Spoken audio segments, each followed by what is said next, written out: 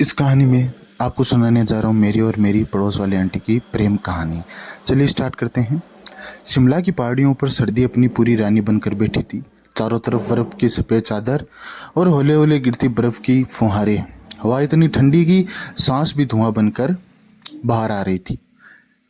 इसी ठिठुरती सुबह में आरव ने अपनी जैकेट की कॉलर उठाई और हाथ में जेब में डालते हुए सामने से आती उसे देखा। अनाया लाल ऊनी शॉल में लिपटी, हाथों में गर्म कॉफी का कप।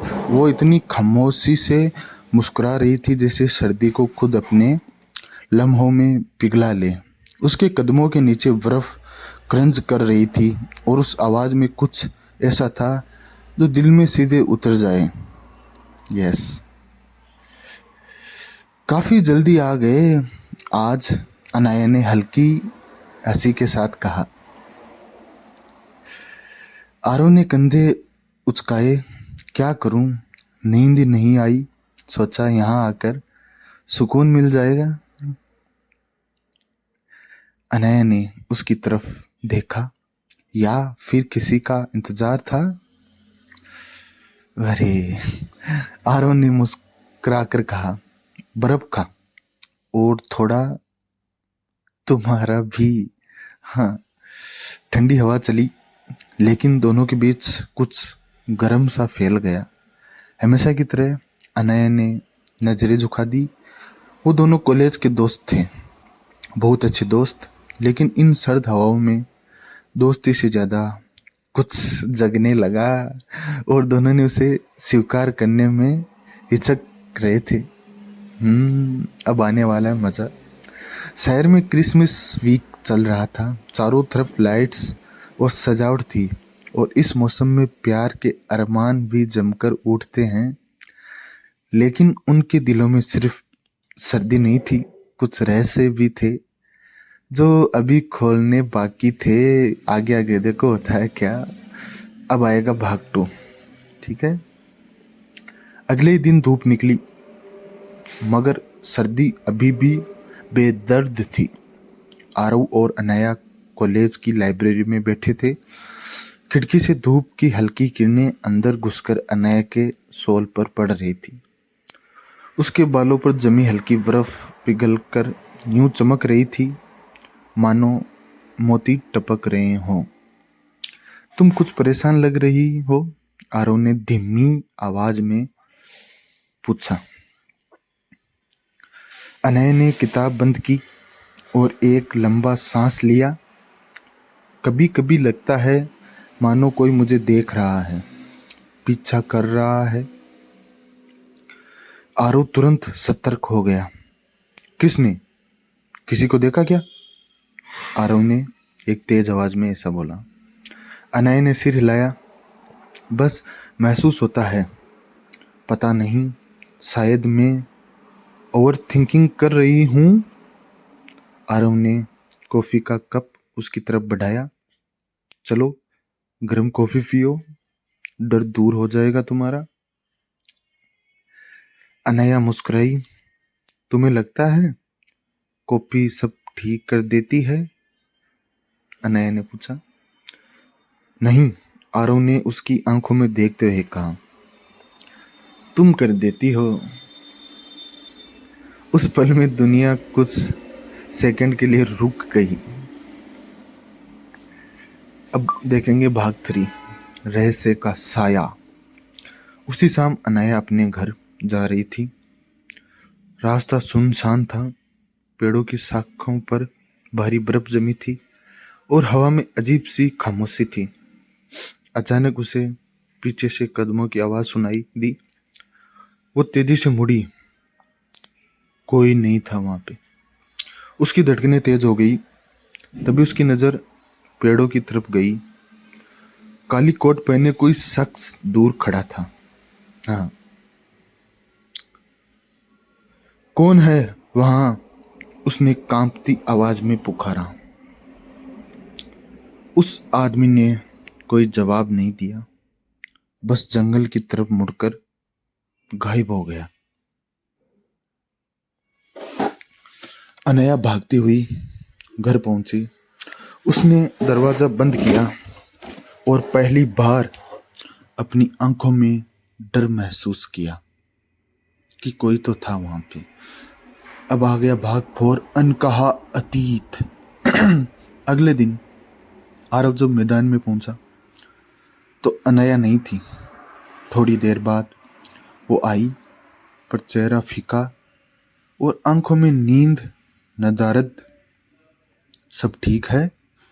अनया ने कुछ कहने को मुंह खोला, फिर रुक गई।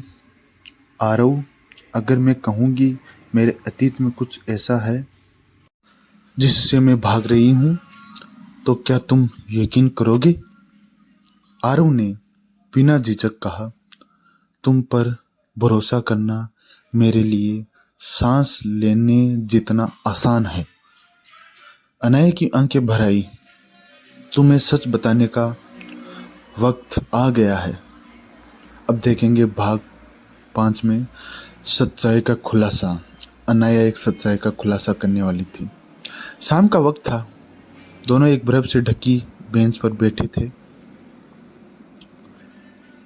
मैं दिल्ली में रहती थी। अनया कह रही है कि मैं दिल्ली में रहती थी।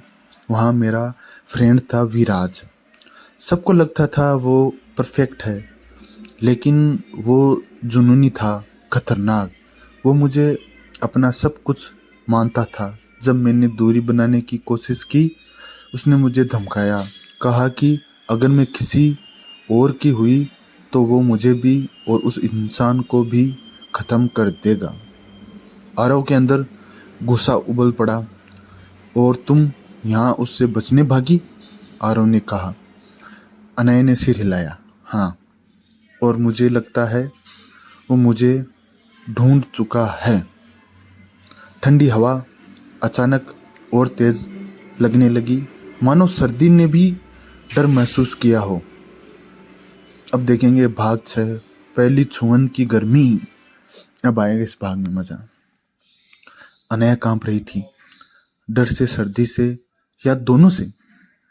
आरव ने धीरे से उसका हाथ थाम लिया।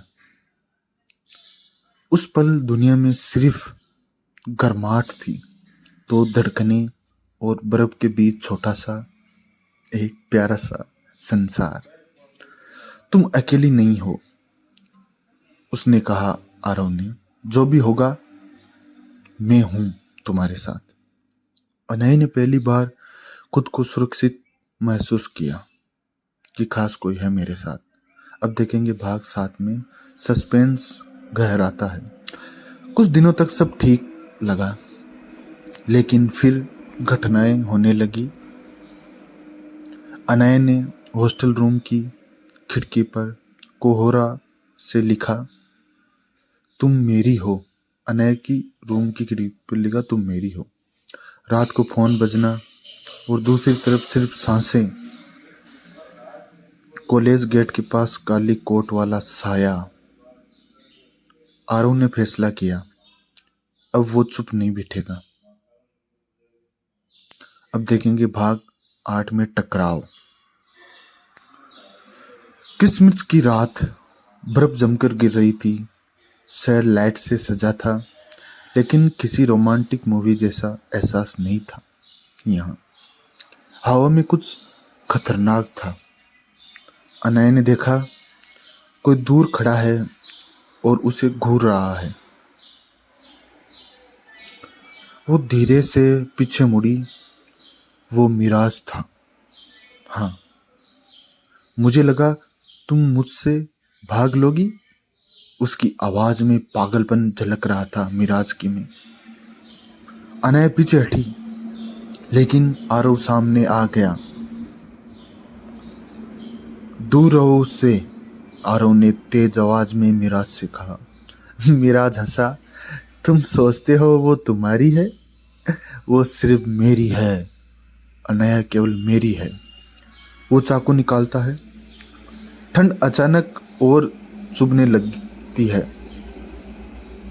आरव और विराज के बीच धक्का मुक्की होती है। चाकू हाथ से गिरता है। अनया जोर जोर से चीखती है। लेकिन उसी पल पुलिस की सायरन गूंजती है। आरव ने पहले ही शिकायत दर्ज कराई थी। पुलिस विराज को पकड़ लेती है।